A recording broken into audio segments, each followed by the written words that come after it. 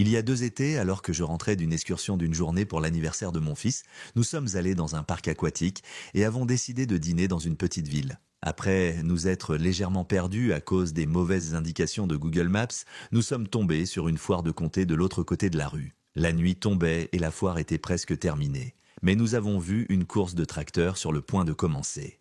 Wed n'avait jamais assisté à un tel événement, alors nous avons pensé que ce serait une façon amusante de terminer notre voyage d'anniversaire. Nous nous sommes assis sur les gradins et avons regardé pendant un moment. Il y avait beaucoup de familles, mais aussi des gens ivres. Je n'y ai pas prêté attention. J'avais mon fils de 16 ans et un bon ami avec moi, alors je me suis senti en sécurité en décidant de partir avant la fin de l'événement. Nous avons marché jusqu'au restaurant fermé, sommes montés dans ma voiture et avons pris le chemin de la maison, retour en arrière. À l'aide de Google Maps, nous avons emprunté une route que j'ai reconnue et qui nous ramènerait à la maison. J'ai remarqué une voiture derrière moi dès que nous sommes sortis du restaurant. C'était la seule autre voiture sur la route, car la plupart des habitants de la ville étaient probablement à la foire ou chez eux. La voiture nous a suivis sur la route, ce que j'ai trouvé étrange parce que c'était une route désolée, en retrait vallonnée avec des zones boisées de chaque côté. J'ai pensé qu'ils venaient peut-être eux aussi de l'extérieur de la ville et qu'ils empruntaient le même chemin pour rejoindre l'autoroute. Comme c'était l'été et que beaucoup de gens faisaient du road trip,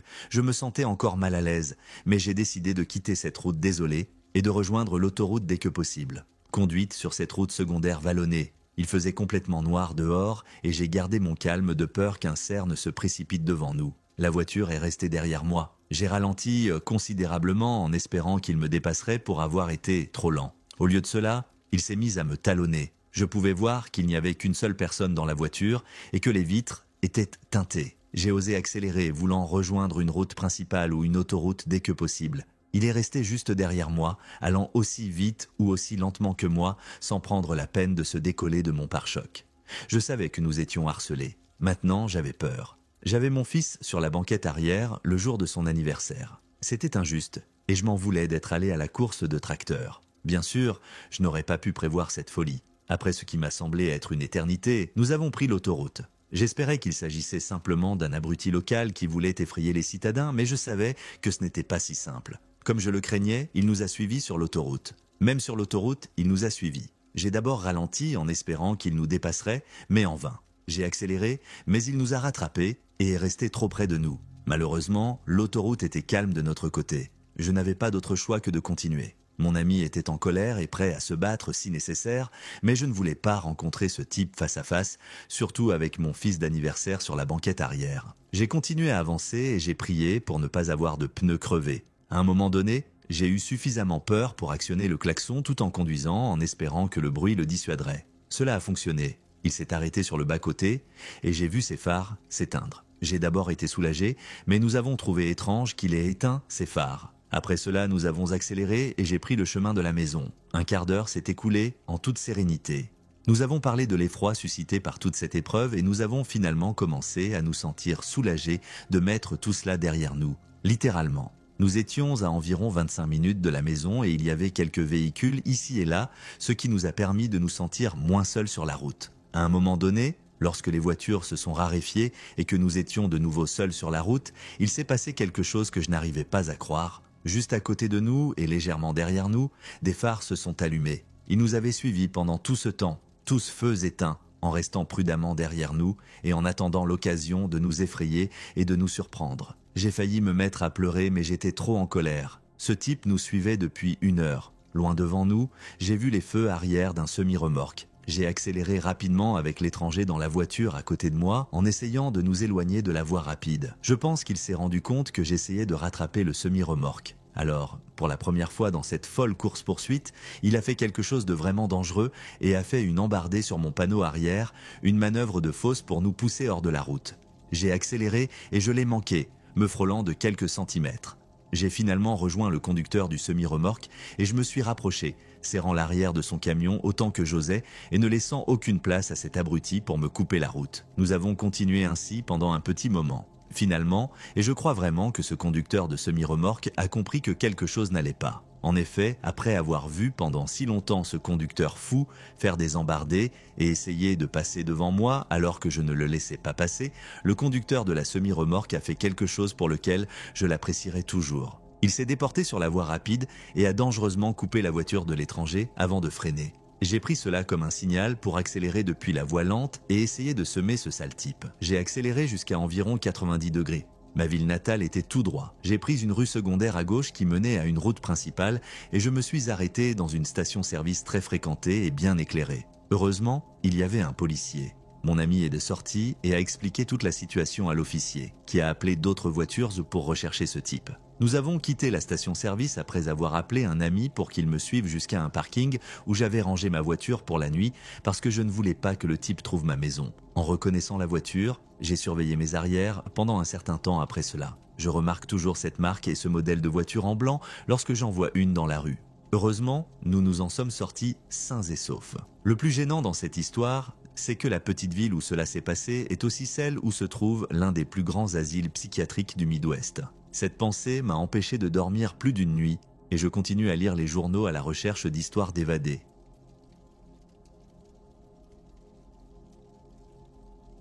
Cela s'est passé il y a une quinzaine d'années et aujourd'hui encore, chaque fois que je pense à ce qui s'est passé, un frisson glacial me parcourt l'échine. Mes cousins, mon frère et moi-même avons beaucoup de chance. Mes parents possèdent une multipropriété à Laguna Beach, à 5 ou 6 heures de route de l'endroit où vit ma famille, près de Las Vegas. Ma cousine et son petit ami venèrent de Philadelphie et, avec ma tante et ma grand-mère, ils accompagnaient ma famille, ma mère, mon père et mon frère en Californie. Mes parents, ma tante et ma grand-mère font partie d'un même cardinal et ils avaient pris un peu d'avance car mon père est très soucieux de partir à l'heure. Cependant, nous les enfants, j'avais 25 ans et j'étais l'aîné. Donc pas vraiment un enfant, mais vous voyez ce que je veux dire. Nous avions environ 1 heure de retard sur eux, car mon frère est lent. Quoi qu'il en soit, le petit ami de ma cousine conduit et mon frère est assis sur le siège passager. Mon cousin et moi sommes derrière eux à bavarder. Il est environ 16 heures et nous sommes quelque part près de Nipton en Californie. Ceux d'entre vous qui sont déjà passés par Nipton savent que l'endroit est vraiment effrayant. Il y a un magasin général avec des toilettes extérieures et je crois un restaurant. Quoi qu'il en soit, nous sommes à 10 minutes de Nipton lorsque nous voyons une voiture s'éloigner dans le désert. Nous passons devant et mon frère se dit qu'il y a un homme allongé dans le désert. Nous envisageons d'appeler le 911 quand nous réalisons qu'aucun d'entre nous n'a de barre d'appel. C'était avant l'explosion des smartphones. J'arrivais à avoir du réseau en levant légèrement mon téléphone. Nous nous sommes dit que nous allions faire demi-tour pour évaluer la situation. Nous faisons demi-tour, mon frère et le petit ami de ma cousine sortent de la voiture et commencent à crier après le type, lui demandant s'il va bien. Il n'y a pas de réponse. Au moment où ils décident de s'approcher pour voir si le type est mort, ma cousine et moi apercevons 2 personnes cachées derrière le coffre de la voiture. Nous crions pour appeler mon frère et son petit ami et je pense qu'ils ont entendu des bruits, alors ils reviennent en courant et s'entassent dans la voiture. Pendant ce temps, le type qui était censé être blessé s'assoit et 2 types, à l'air effrayant, surgissent. Le petit ami de ma cousine s'enfuit. Nous sommes tous en train de paniquer. Pendant ce temps, j'ai des barres et j'appelle le 911 pour signaler ce qui s'est passé. Nous nous garons à Nipton et je parle à une répartitrice qui prend mes informations et me dit qu'elle va envoyer quelqu'un sur place. J'aimerais dire que c'est la fin de mon histoire et que nous sommes allés à la plage. Mais non, ce n'est pas le cas, car nous continuons jusqu'à Baker et décidons que nous sommes suffisamment en sécurité pour nous arrêter au Mad Greek pour une pause toilette et quelques milkshakes à la fraise et gyros. Nous attendons notre commande lorsque le petit ami de ma cousine s'approche de la table avec l'air d'avoir vu un fantôme. Il montre du doigt le petit poste de traite situé en face du Mad Greek où nous avions garé notre voiture. Devinez qui s'arrête 3 voitures plus loin ? Oui, si vous avez deviné les 3 gars à l'allure rude, vous avez raison. Ils sortent de la voiture, regardent autour d'eux et entrent dans le poste. Pendant ce temps, nous préparons notre nourriture et cherchons un moyen de quitter la ville sans mourir. Cependant, le destin était de notre côté ce jour-là, car ces 3-là sont sortis du magasin avec de la bière. Dieu merci, le camping-car était coincé entre notre véhicule et leur voiture. Ils sont montés dans leur voiture, ont démarré et ont filé comme des fous. Nous avons pris cela comme notre signal et comme un signe de l'homme d'en haut de se tirer de là, et nous avons couru jusqu'à notre voiture, nous sommes montés, et nous ne nous sommes plus arrêtés jusqu'à ce que nous atteignions Laguna. Je n'ai jamais eu de nouvelles de qui que ce soit concernant mon appel à la police. Nous n'en avons jamais parlé à mes parents, ni à ma tante, ni à ma grand-mère. Aujourd'hui encore, nous considérons tous que c'est la chose la plus effrayante qui nous soit jamais arrivée, et je refuse de prendre la route de Nipton même si c'est un raccourci.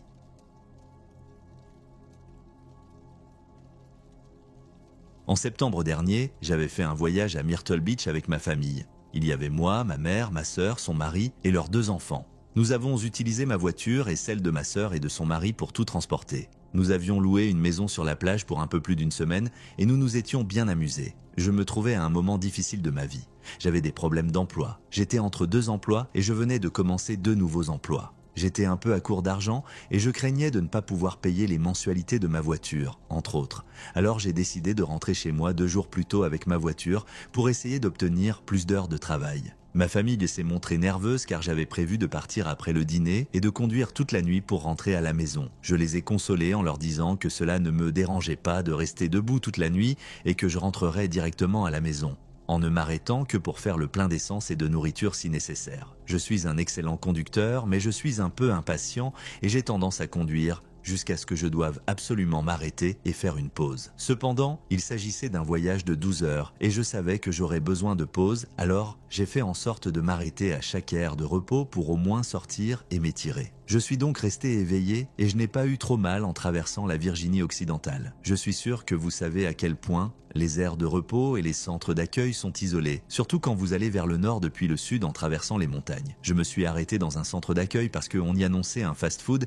et que j'avais envie de faire pipi comme un cheval de course. C'était à une heure très tardive de la nuit, vers 1 heure du matin. Après ce qui s'est passé, j'aimais conduire pieds nus, alors je me suis garé, j'ai remarqué que les bâtiments où il y avait des fast-food étaient d'eau fermée, alors j'ai fait le tour du terrain et je me suis garé sous un lampadaire devant le centre d'accueil des visiteurs pour pouvoir utiliser les toilettes. Je me suis penché à la portière de ma voiture et j'ai pris le temps de mettre mes chaussures pour entrer à l'intérieur. Après avoir regardé autour de moi et n'avoir rien vu d'extraordinaire, j'ai vérifié mon téléphone et pris mon portefeuille avant de me lever pour entrer, en m'assurant que le klaxon de ma voiture signalait que mes portes étaient à déverrouiller. En me dirigeant vers le centre, j'ai vu un homme vêtu d'un sweat à capuche blanc qui se tenait au bord du trottoir menant au centre. Je n'y ai pas prêté attention jusqu'à ce que je le croise et que je ressente une mauvaise impression. J'ai jeté un coup d'œil par-dessus mon épaule et il me regardait entrer pour une raison quelconque.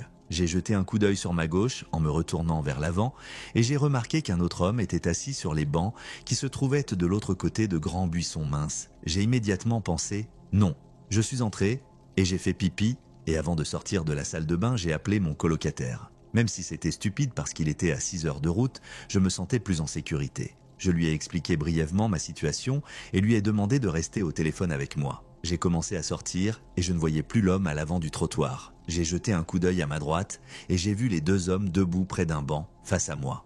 J'ai vu un couple s'approcher pour probablement aller aux toilettes. J'ai eu envie de leur demander de marcher avec moi, mais ma paranoïa a repris le dessus parce que je savais que quelque chose n'allait pas dans ma situation et je n'ai pas demandé, pensant qu'ils connaissaient peut-être les 2 hommes. En marchant d'un bon pas vers ma voiture, j'ai expliqué à ma colocataire que les hommes étaient de près des bancs. J'ai osé jeter un petit coup d'œil par-dessus mon épaule et j'ai vu l'homme au sweat à capuche blanc qui marchait vers moi. À ce moment-là, j'ai dit à mon colocataire qu'il me suivait jusqu'à ma voiture et je l'ai réservé. Heureusement, j'avais un porte-clés, j'ai sorti ma clé, j'ai déverrouillé ma voiture et je me suis pratiquement jeté dedans. N'osant pas jeter un coup d'œil en arrière, j'ai enclenché la marche arrière et j'ai fait reculer ma voiture avant de la remettre en marche et de filer à toute allure sans même m'arrêter pour mettre ma ceinture jusqu'à la sortie du parking. Je n'ai pas regardé en arrière jusqu'à ce que je m'arrête à la prochaine route à péage et que je dépose un rapport et que les employés demandent à la police de l'État de se rendre sur place pour vérifier la situation. Je n'ai pas cessé de trembler pendant des heures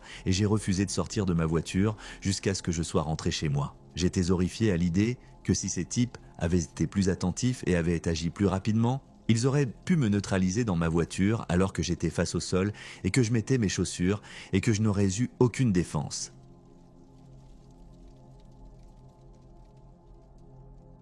C'était l'été, je crois que c'était le lendemain du 4 juillet, et mon mari et moi étions en plein milieu d'un voyage à travers le pays. Nous traversions le Texas et ceux d'entre vous qui ont déjà traversé l'État du Texas en voiture savent que c'est très long et très désertique. Parfois, nous passons des heures sans rien voir du tout. Et les villes que nous avons traversées ne consistaient pas en grand-chose de plus qu'une vieille station-service rouillée et quelques petites maisons poussiéreuses. En regardant par la fenêtre, on aurait juré qu'on traversait les mêmes 5 miles de désert encore et encore et encore. J'ai commencé à avoir mal à la tête et mon mari m'a suggéré de faire une petite sieste pour me débarrasser de ce mal. Je me souviens m'être laissé aller à regarder les magnifiques couleurs d'un coucher de soleil dans le désert. Le ralentissement de la voiture m'a réveillé et la première chose que j'ai remarqué, c'est qu'il faisait très sombre. Je crois qu'il était environ 22 heures. Mon mari s'était arrêté à une station-service avec un petit magasin. Il m'a dit qu'il allait nous chercher à manger et m'a demandé si j'avais envie de faire pipi. Sachant que je n'aurais peut-être pas d'autre occasion avant un bon moment, je suis entré dans le magasin pour utiliser les toilettes. Les toilettes pour hommes et pour femmes se trouvaient au bout d'un petit couloir à partir de la zone ouverte du magasin. J'étais groggy et fatigué, et j'ai réalisé à quel point j'avais envie de faire pipi, alors je me suis traîné jusqu'aux toilettes. En parcourant la courte distance qui sépare la porte de la cabine la plus proche, j'ai croisé le regard d'une femme qui sortait de la seule autre cabine. Elle n'avait pas l'air d'une sans-abri, mais elle avait vraiment l'air en désordre. Elle avait des cheveux gris, sauvages, presque jusqu'aux épaules. S'ils n'avaient pas été éparpillés dans toutes les directions, on aurait dit qu'ils n'avaient pas été brossés depuis des semaines. Elle portait des vêtements en lambeaux, une paire de shorts de sport noirs mal ajustés, et je me souviens avoir remarqué ses tongs en mousse, plusieurs couches par-dessus, dont un grand manteau violet et vert. N'oubliez pas que nous sommes au Texas en juillet. La veste pendait sur ses épaules, de travers, comme si elle n'avait pas pris la peine de prendre quelques secondes de plus pour l'enfiler correctement. Elle transportait quelque chose dans un sac d'épicerie en plastique ficelé. J'ai esquissé un sourire rapide lorsque nos regards se sont croisés et elle m'a fixé en retour, puis son visage est devenu sauvage et intense. Ses sourcils étaient offroncés comme si elle était en colère, mais ses yeux avaient un air sauvage et vivant. Elle me regardait comme si elle avait faim et c'est à ce moment-là que j'ai senti que quelque chose n'allait pas. J'ai essayé de l'écarter. Elle s'est dandinée jusqu'à l'unique lavabo et j'ai pris mon temps pour fermer la porte des toilettes parce que quelque chose dans sa posture devant le miroir m'a semblé bizarre et j'essayais de le comprendre. Elle se tenait debout, le corps plus incliné vers moi, mais son visage était tourné vers le miroir. Son corps était tendu, ses jambes légèrement recroquevillées, comme si elle était prête à agir. Ses mains n'étaient pas près de son visage, ni en train d'essayer d'arranger ses cheveux en bataille, ni même en train d'être lavées. Elles étaient le long de son corps, les coudes légèrement pliés. Je ne sais pas trop pourquoi, mais je me suis soudain senti mal à l'aise. Je regrettais d'avoir laissé mon sac à main et mon téléphone portable derrière moi. J'ai fermé et verrouillé la porte de la cabine, et j'ai pris mon temps pour utiliser les toilettes. Je voulais qu'elle soit partie avant de quitter la sécurité de la cabine. Je suis resté là longtemps après avoir fini, mais la femme était toujours là, alors j'ai attendu plus longtemps. Finalement, j'ai entendu le claquement de ses tongs alors qu'elle se dirigeait vers la porte. Je l'ai entendu s'ouvrir et se refermer en claquant. La porte était assez lourde et avait claqué de la même manière que lorsque j'étais entré. Je suis resté un moment et j'ai laissé la vague de soulagement m'envahir avant de tendre la main vers la serrure, puis j'ai fait une pause, mes doigts n'étant plus qu'à 1 centimètre de la serrure. Je restais aussi silencieux que possible pour confirmer ce que j'avais cru entendre respirer. La femme avait seulement fait semblant de partir à ce stade. J'étais effrayé et confus. Pourquoi avait-elle essayé de me faire croire qu'elle était partie alors qu'elle était restée dans les parages et était restée aussi silencieuse que possible? Je savais que quelque chose n'allait pas, alors je suis resté dans la cabine encore plus longtemps et cette fois, cela devait faire au moins 20 minutes, mais je n'avais aucun moyen d'en être sûr. Je pouvais dire, d'après la direction de sa respiration, qu'elle s'était placée dans le coin le plus éloigné, juste à côté de la porte, mais suffisamment loin pour que je ne puisse pas voir ses pieds. Finalement, je l'ai entendue partir. Cette fois, j'ai attendu quelques minutes pour m'assurer qu'elle n'avait pas recommencé son tour. Je me suis glissé hors de la cabine, je me suis rapidement lavé les mains et je me suis précipité dans le couloir jusqu'au magasin. Il faisait nuit noire dehors et je n'avais aucune idée de l'endroit où elle se trouvait. Elle ne devait pas être loin. Un homme de grande taille était en train de passer à la caisse. Alors j'ai attendu près d'une vitrine jusqu'à ce qu'il quitte le magasin et je me suis glissé discrètement par la porte derrière lui. Bien sûr, la femme était accroupie juste devant la porte d'entrée. Elle a semblé surprise, s'est levée et s'est détournée, contournant rapidement le magasin. Mon mari attendait dans la voiture et m'a demandé si j'allais bien puisque j'avais pris beaucoup plus de temps que d'habitude et je lui ai dit que je lui raconterais tout une fois que nous serions loin de ce magasin. Les réditeurs qui ont lu mon expérience avaient de nombreuses théories, mais les deux plus courantes étaient que c'était une droguée qui voulait m'agresser ou qu'elle travaillait dans le domaine de la traite des êtres humains. Je suis ouvert à toutes vos théories. J'ai essayé de voir s'il y avait quelque chose dans les nouvelles de cette époque, mais je n'ai pas réussi à savoir exactement où nous étions quand cela s'est produit.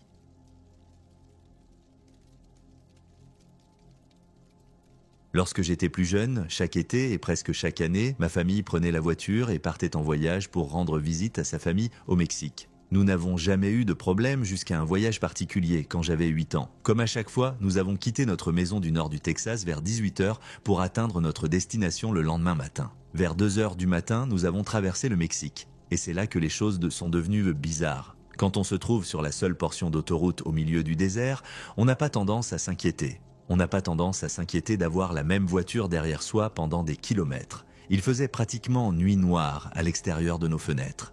les seules formes visibles étant les étoiles en pointillés et les silhouettes inquiétantes des cactus. Nous étions au Mexique depuis 1 heure environ et il nous restait encore quelques kilomètres à parcourir. Je me souviens d'avoir dormi tout en restant à demi conscient de ce qui m'entourait, car je n'étais pas assez habile pour m'endormir dans un cardinal. Alors, quand ma mère a soudain prononcé le nom de mon père, j'ai entendu Miguel, cette voiture derrière nous. Elle est derrière nous depuis que nous avons quitté Laredo. Mon père a jeté un coup d'œil à la voiture et s'est débarrassé de l'attention de ma mère. Beaucoup de voitures empruntent dans cette route. Il va probablement à Reynosa ou dans une autre ville. Et il s'en tint là.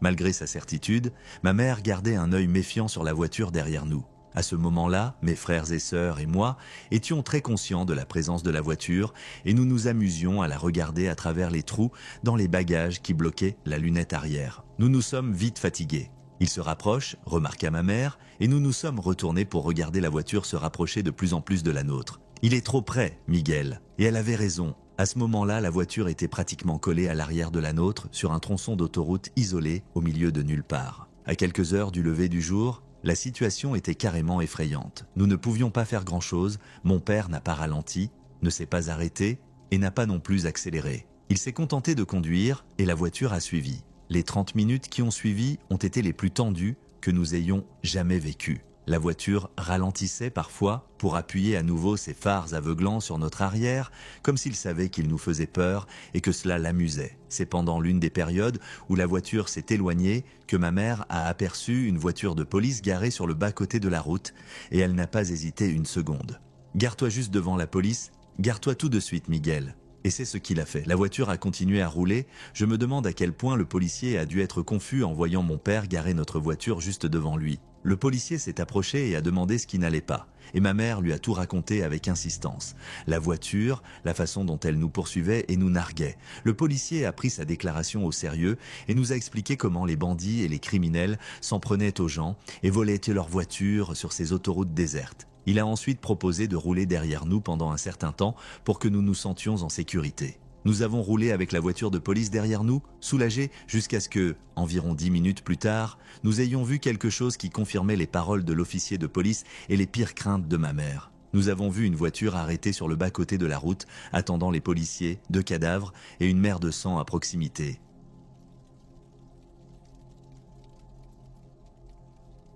J'ai vécu au Nouveau-Mexique pendant plusieurs années avant de déménager dans le Midwest.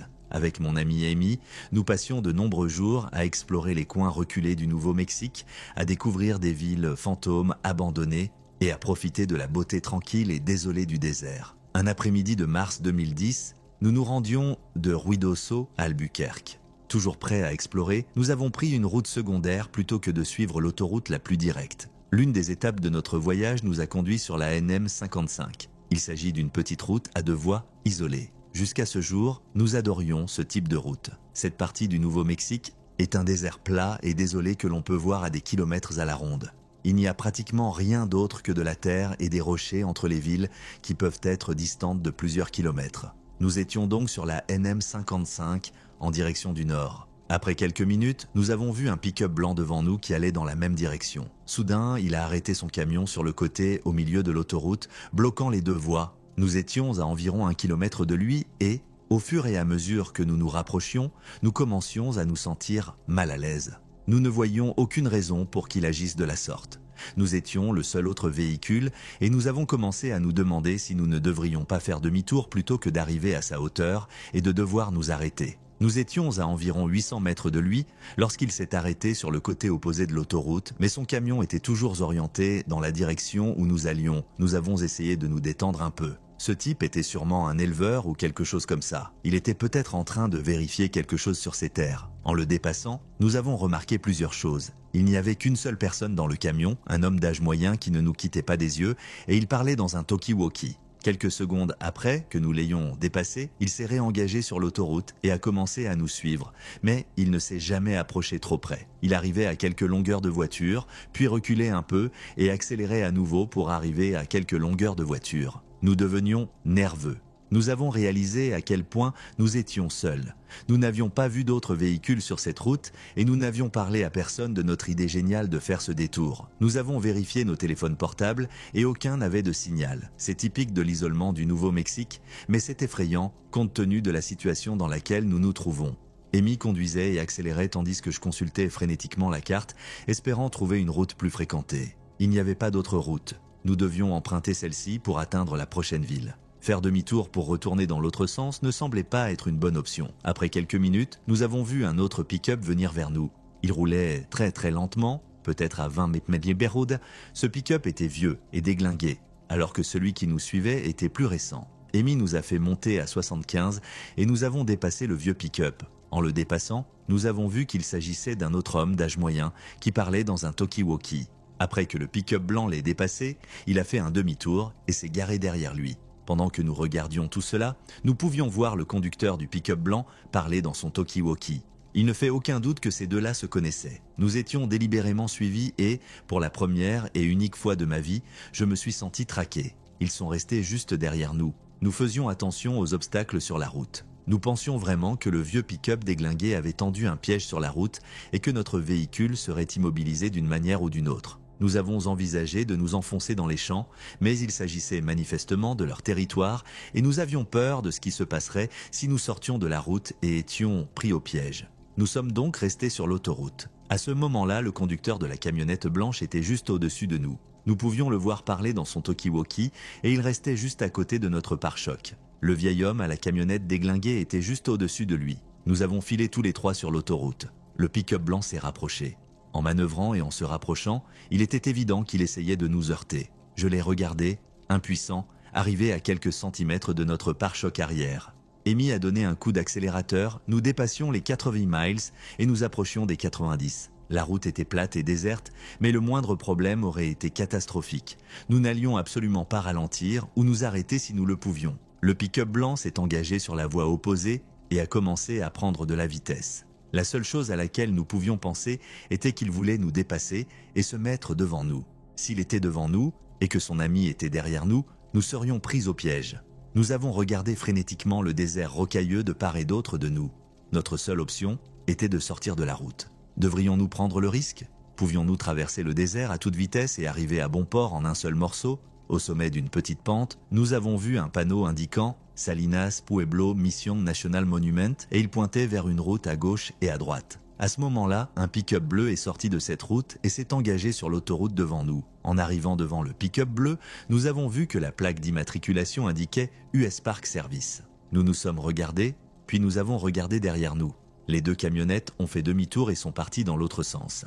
Nous avons suivi le pick-up bleu jusqu'à Mountain Air, puis nous avons pris le chemin d'Albuquerque. Je ne sais pas exactement quelles étaient les intentions de ces types, mais elles n'étaient pas bonnes. Il y a quelque chose qui ne tourne pas rond. J'ai prévenu la police de l'État qui m'a dit qu'elle garderait un œil sur la situation. Cette région est très proche de Belen, au Nouveau-Mexique, où Tara Calico a été enlevée. Elle se trouve également à une centaine de kilomètres d'Elephant Butte, où David Parker Ray avait son petit laboratoire de torture secret. Nous n'avons fait le rapprochement que plus tard. Même si David Parker Ray était mort au moment où cela nous est arrivé, nous pensons qu'il y a d'autres personnes comme lui et que celui qui a enlevé Tara n'a jamais été arrêté. Ou peut-être sommes-nous entrés dans le territoire d'un laboratoire de méthamphétamine.